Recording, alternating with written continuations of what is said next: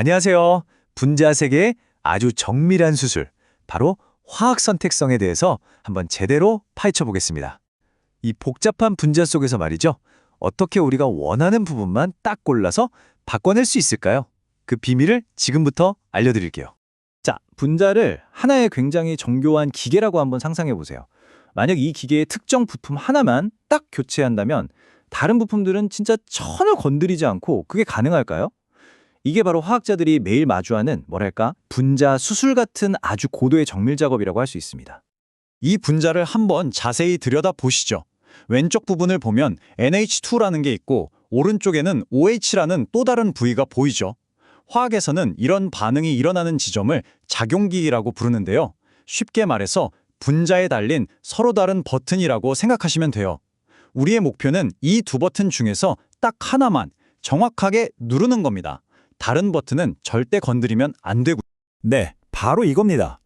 이게 바로 유기화학자들이 신약 같은 복잡한 분자를 만들어낼 때 딱 마주치는 근본적인 문제, 바로 타겟팅의 문제인 거죠. 수많은 반응 부위 중에서 도대체 어떻게 목표를 정확하게 조준할 수 있을까요?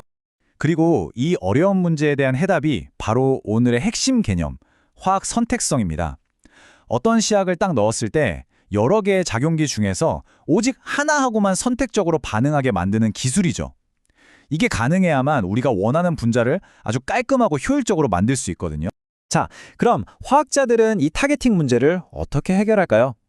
첫 번째 전략은요, 가장 직관적이고 기본적인 방법부터 시작합니다. 바로 분자 자체가 이미 가지고 있는 성질을 그대로 이용하는 거예요. 핵심 원칙은 이렇습니다. 아주 간단해요. 만약 두 작용기의 반응 속도나 세기가 서로 다르다면 당연히 더 활발하고 반응성이 큰 녀석이 먼저 움직이지 않겠어요? 화학자들은 바로 이 점을 이용하는 겁니다.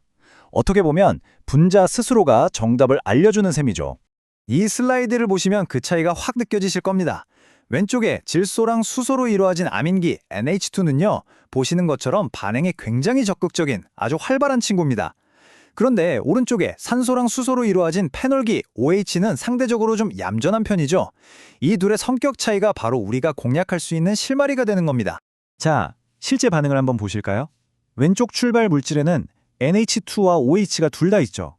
여기에 어떤 시약을 넣었더니 무슨 일이 일어났나요?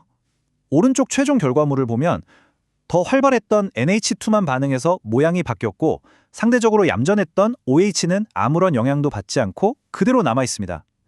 바로 이렇게 분자의 본성을 이용해서 우리가 원하는 곳만 정확하게 반응시킨 거죠. 하지만 항상 이렇게 쉬우면 화학이 아니겠죠. 이제 화학자들이 주변 환경을 적극적으로 조작해서 결과를 통제하는 한 단계 더 높은 수준의 전략을 한번 살펴보겠습니다.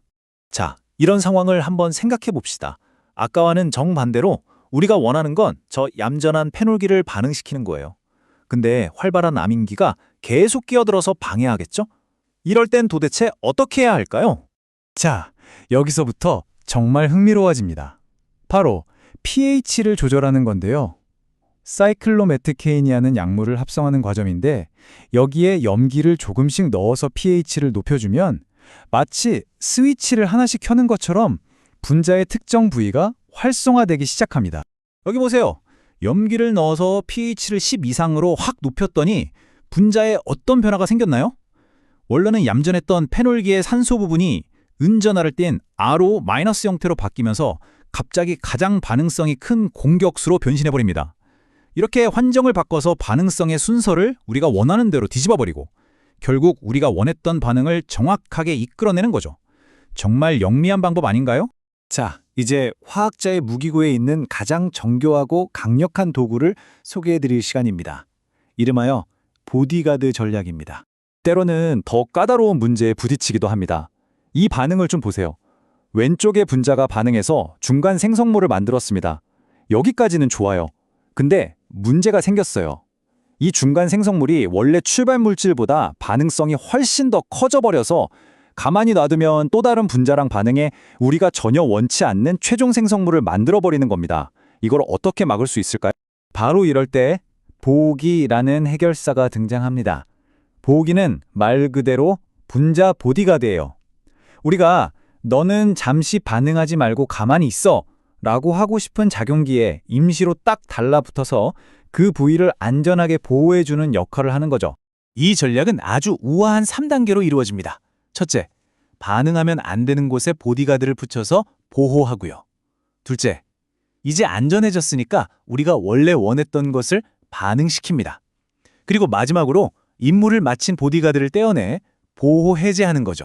이 방법은 우리 몸을 구성하는 아미노산 화학에서 정말 중요하게 쓰입니다. 아미노산에는 반응성이 아주 높은 질소 부분, 즉 아민기가 있거든요. 근데 우리가 반응시키고 싶은 건 그 옆에 있는 카복실기란 말이죠. 그래서 이 그림처럼 먼저 아민기의 보호기, 저 노란 방패 같은 걸 딱 붙여서 잠시 활동을 멈추게 합니다. 이제 아민기는 안전하게 보호받고 있으니까 카복실기가 안심하고 우리가 원하는 반응을 할 수 있게 되는 겁니다. 지금까지 우리는 분자를 아주 정밀하게 다루는 강력한 전략들을 살펴봤습니다. 이제 이 모든 것을 한번 종합해 볼 시간이네요. 오늘 우리가 분석한 3가지 핵심 전략 다시 한번 정리해 볼까요? 첫째, 분자가 원래 가지고 있는 반응성의 차이를 이용하는 것. 둘째, pH 같은 외부 조건을 조절해서 반응의 규칙을 우리가 원하는 대로 바꾸는 것. 그리고 셋째, 보호기라는 보디가드를 사용해서 완벽한 통제권을 확보하는 것.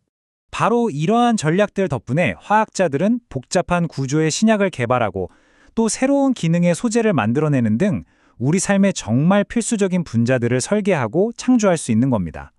화학 선택성은 보이지 않는 곳에서 우리 세상을 만드는 핵심 기술인 셈이죠. 자, 이렇게 분자를 원자 단위에서 정밀하게 제어하는 방법을 알게 된 지금, 우리는 이 기술로 또 어떤 위대한 일들을 해낼 수 있을까요? 다음에는 또 어떤 어려운 문제를 해결하게 될지 정말 기대되지 않으십니까?